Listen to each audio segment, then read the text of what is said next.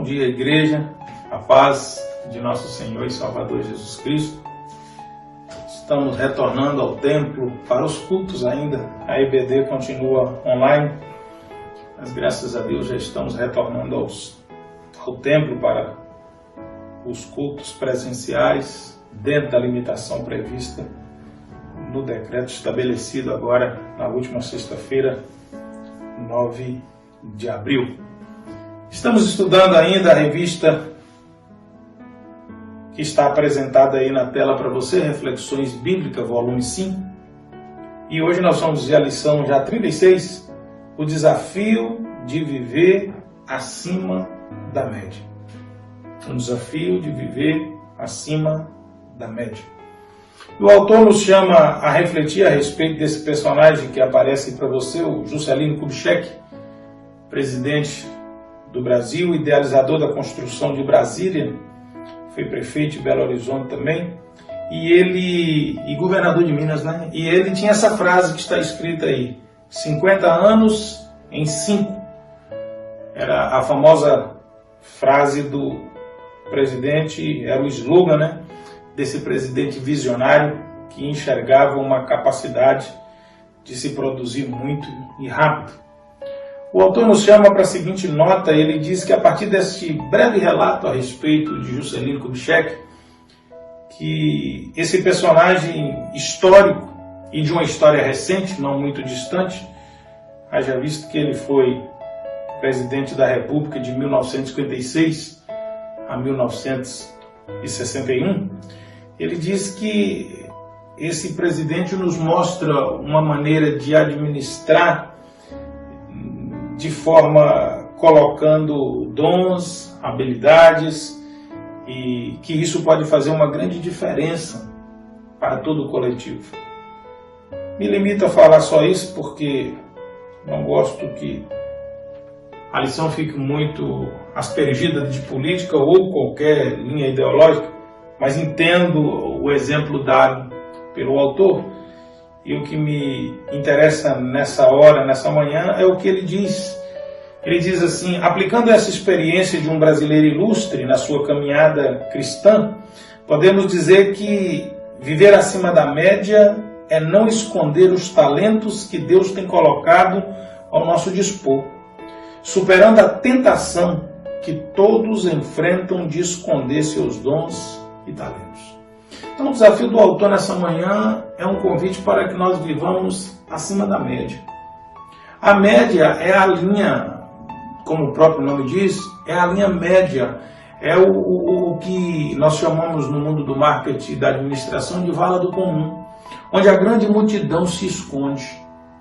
E ele diz aqui que essa grande multidão que se esconde, ela é a multidão vencida pela tentação de esconder os dons e talentos. Quantas pessoas amontoadas dentro das igrejas que têm alguma aptidão, que têm algum dom, que têm algum talento que está simplesmente enterrado. Como dizia um pastor, é apenas um lustrador de banco de igreja, um apreciador de culto e, diga-se de passagem, um apreciador de culto exigente, porque cobra como se o culto fosse para ele e não contribui em nada. Ele é apenas um apreciador de culto. Os seus dons, a sua formação, os seus talentos simplesmente inexistem para aquela congregação local. O autor diz que essas pessoas são aqueles que foram vencidos pela tentação de se juntar à multidão. E ele então nos chama a meditar nessa manhã, lá em Mateus capítulo 25, nos versos de 14 e 15, quando Jesus nos conta a respeito dessa parábola. Nos versos 14 e 15 nos diz: porque isto é também como um homem que, partindo para fora da terra, chamou os seus servos e entregou-lhes os seus bens. E a um deu 5 talentos, a outro 2, e a outro 1, a cada um segundo a sua capacidade. E ausentou-se logo para longe. Veja que o texto é muito claro. Não foi entregue por capricho, não foi entregue por preferência, não foi entregue por qualquer outra coisa que não fosse dentro da capacidade de cada um. O que comportava 5 talentos, recebeu 5 talentos. O que comportava 2 talentos, recebeu 2 talentos. E o que comportava 1 talento, recebeu 1 talento. Então o autor da revista nos pergunta assim, o que leva algumas pessoas a esconder os seus dons e talentos? Ele aponta 3 coisas. Primeiro, ele chama de má compreensão sobre a sua história pessoal. De onde veio, por que está aqui e para onde está indo. A grande maioria vive sem razão. Ele não compreende a natureza da sua existência. Simplesmente enterra seu talento. O segundo é porque falta atenção e dedicação à instrução bíblica. O como ele deve viver nessa vida, para onde ele está indo. E o terceiro que ele diz é uma visão equivocada de quem é o Senhor. O que parece, segundo ele, ter sido o caso do que recebera 1 talento. Ele enxergou o Senhor como alguém radical, severo, punidor, mas ele não viu como alguém que enxerga a condição que ele está e a possibilidade de produzir. Então o autor emite a seguinte nota: talvez você esteja entre as pessoas que escondem dons e talentos, não sabendo administrar o tempo, vive desta forma, nem acima, nem na média, mas abaixo da média. E aí, querido, nessa pandemia, você está vivendo, e olha que já passou um ano, porque dia 19 de março do ano passado foi editado o primeiro decreto a respeito da pandemia, e agora dia 9 já perdi a conta de quantos decretos vieram. Então, em mais de um ano de pandemia, dentro do contexto de igreja, e não estou falando das 4 paredes, estou falando de igreja, organismo, corpo de Cristo aqui na Terra, você viveu esse ano acima, na média ou abaixo da média? Você ficou aquém do que deveria ser como igreja? Se a igreja dependesse de um público todo formado por pessoas igual a você, em que situação a igreja estaria hoje? Isso nos faz emitir uma radiografia mais sincera, um raio-x mais evidente, mais efetivo de como estamos vivendo. E o autor então nos propõe o primeiro ponto dizendo: viver acima da média é não se deixar levar por motivos egoístas. Querido, como algumas pessoas nesse tempo de pandemia pensou em si mesma e não pensou no outro? Como algumas pessoas só cuidaram de si mesmas, só se viram coitados, só se viram sofrendo, só se viram em condição de desfavor e desvantagem e não pensou em ninguém? Só se sentiram abandonados, mas não procurou ninguém? Só se sentiram necessitados, mas não ajudou ninguém? Só se sentiram sozinhos, mas não consolou ninguém? Então, querido, nós precisamos, segundo o autor, entender que viver acima da média é não deixar ser levado por motivos egoístas. E aí ele nos chama a atenção de volta ao texto. Por fim, veio o que tinha recebido 1 talento e disse: eu sabia que o Senhor é um homem severo, que colhe onde não plantou e junta onde não semeou. Por isso tive medo, saí e escondi o seu talento no chão. Veja, aqui está o que lhe pertence. Mateus 25, de 24 a 25. O autor da revista é taxativo e diz que para não se arriscar, para investir em si mesmo, e como investir em si mesmo, preocupou em proteger sua própria vida, do que dentro da capacidade que ele tinha, porque o autor, Mateus, é claro, cada um recebeu o seu talento dentro da sua capacidade. Ou seja, não é desculpa. Ah, mas você colocou muita coisa na minha mão. Não, você tinha capacitado para um talento e recebeu ele. E aí o texto diz que, o autor diz que isso nos leva a pensar num comportamento egoísta. Ele pensou só em ele mesmo, só em preservar a sua própria vida. E aí o autor da revista cita o rodapé da Bíblia de Estudos da Reforma a respeito desse versículo, que diz assim: embora as pessoas de hoje muitas vezes tenham muito mais meios materiais e tecnológicos do que qualquer geração anterior, elas, não raras vezes, costumam usar essas ferramentas de forma egoísta. E é verdade. Nesse tempo de pandemia, nós estamos numa condição N melhor do que os que viveram, por exemplo, a época da gripe espanhola, que foi uma pandemia semelhante. Naquela época não tínhamos meios de comunicação como temos hoje. E eu pergunto, para quantas pessoas você ligou? Para quantas pessoas você mandou uma mensagem? Ou o culto reduzido que nós temos enviado nos grupos, para quantas pessoas você mandou? Sei que muitas pessoas têm replicado e abençoado outras pessoas. Para quantas pessoas você fez uma videochamada? Entende, querido? Nós temos à nossa disposição meios nunca vistos.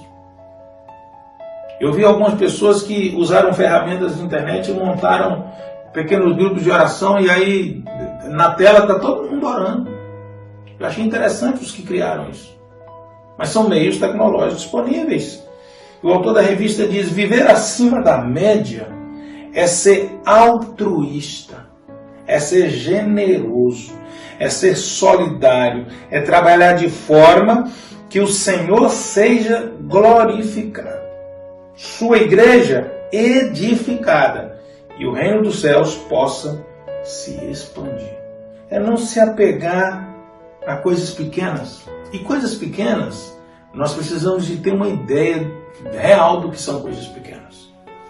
O autor diz: nós não podemos nos apegar de forma nenhuma, nem às crises e nem às críticas. E não podemos apegar nem às críticas que são em nosso benefício, porque se apegarmos a elas, vamos começar a nos inchar e nos achar que somos. E nem as críticas negativas, porque senão elas vão nos depreciar e vão nos levar ao solo. As negativas, em boa parte das vezes, vão estar apontando defeitos, descuidos e falhas que cometemos.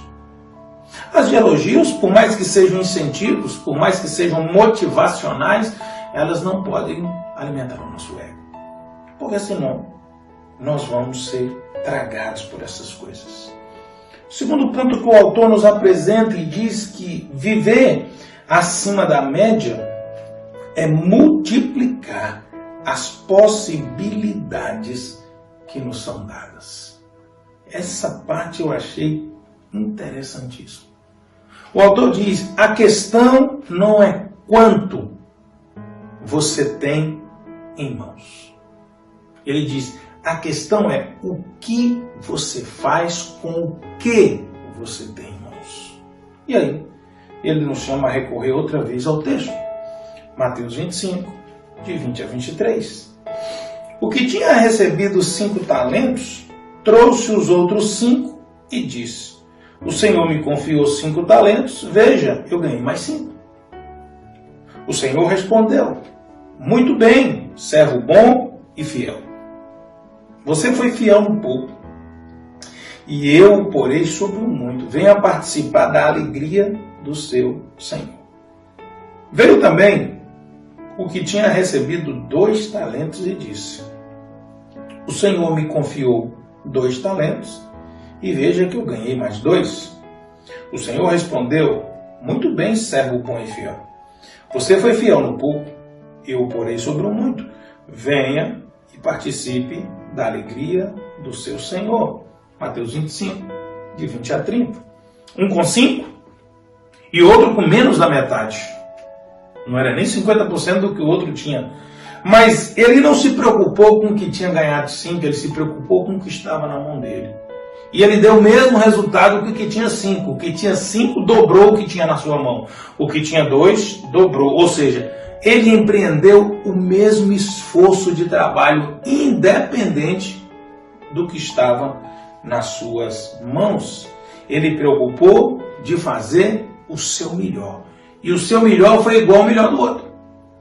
Ele dobrou o quantitativo. O autor emite a seguinte nota: as pessoas que vivem acima da média não são necessariamente as que têm mais, mas as que, independentemente do que têm em mãos, trabalham na dependência do Senhor com inteligência e criatividade.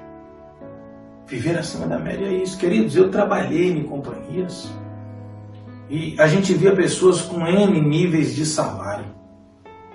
Eu vi pessoas que ganhavam 1/5 do que aquele ganhava lá. Aquele que ganhava 5 vezes o que ganhava aquele, ainda morava de aluguel. Ainda não tinha um carro. E eu vi aquele que ganhava 1/5 do salário daquele construir sua casa, comprar o seu carrinho, resolver a sua vida. Então, querido, o autor está nos chamando a atenção e está nos chamando a prestar atenção, e aí na aplicação para a sua vida ele diz: muitas são as vezes que reclamamos, perdemos tempo tentando entender o que temos em nossas mãos.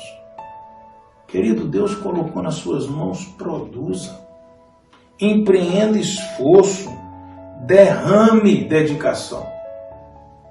Se for olhar numa lógica aritmética, se o que tinha 5 esforçou ao máximo e trouxe mais 5, se o que tinha 2 esforçou ao máximo e trouxe mais 2, o que tinha 1 deveria ter se esforçado ao máximo e trazido mais 1.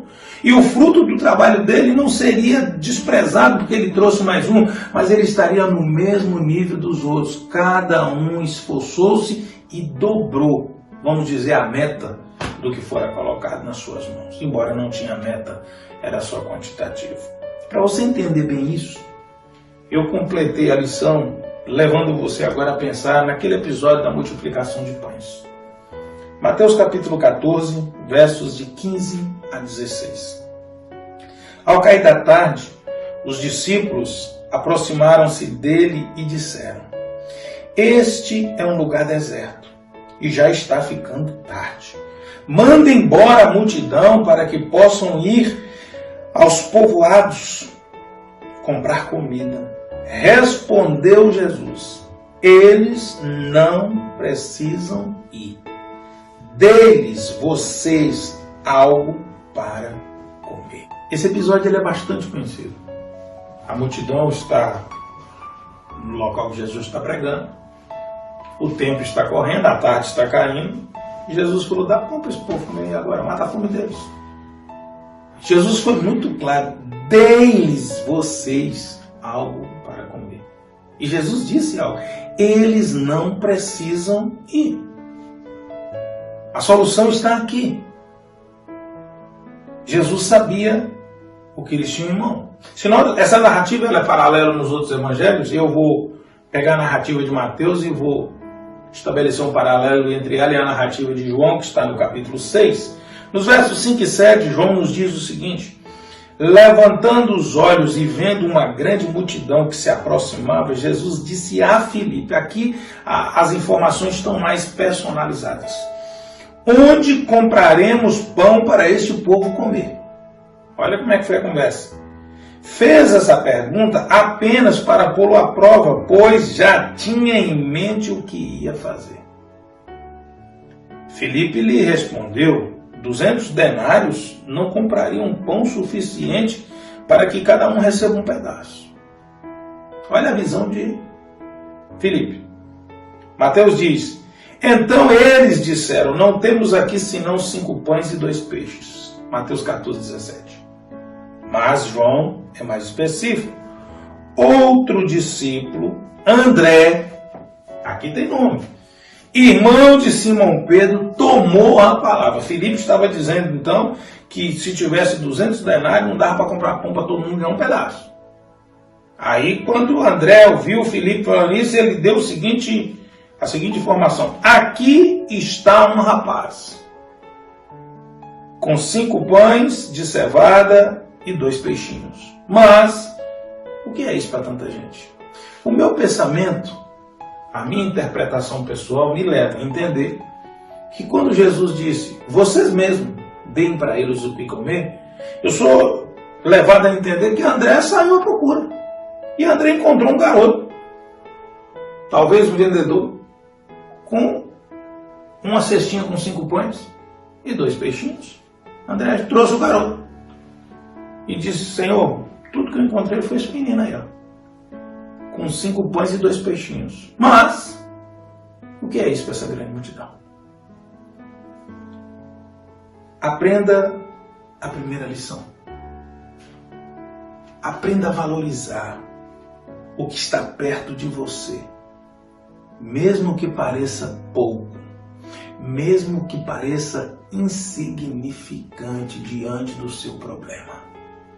Isso pode ser dados, isso podem ser pessoas, isso podem ser portas, isso pode ser possibilidades.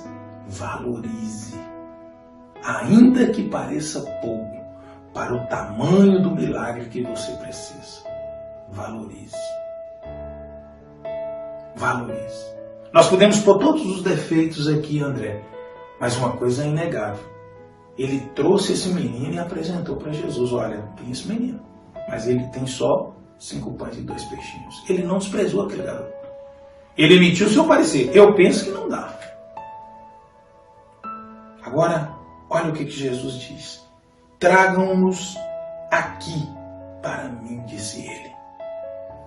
E ordenou que a multidão se assentasse na grama. Sabe o que Jesus está dizendo? Eu vou servir a comida agora. Sentem aí. Aqui diz que ordenou e eu penso, a multidão sentou. Opa, vai ter a janta agora.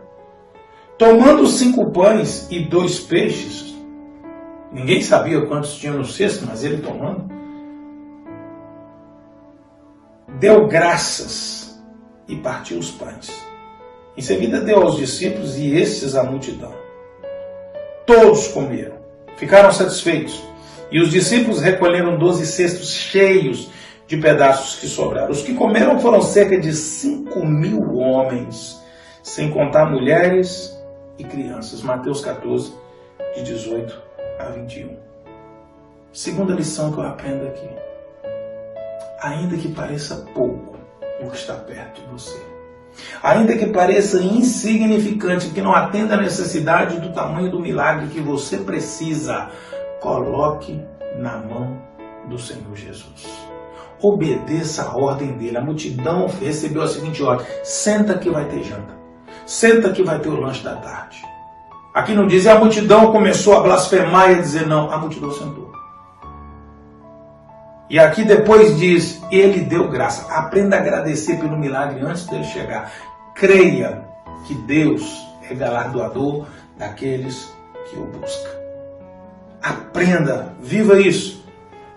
O comentarista diz o seguinte: pedimos que ele faça milagres, mas nem sempre estamos dispostos a investir nas coisas que já colocou em nossas mãos. Deus somente pode operar quando entregamos em suas mãos o que antes colocou nas nossas.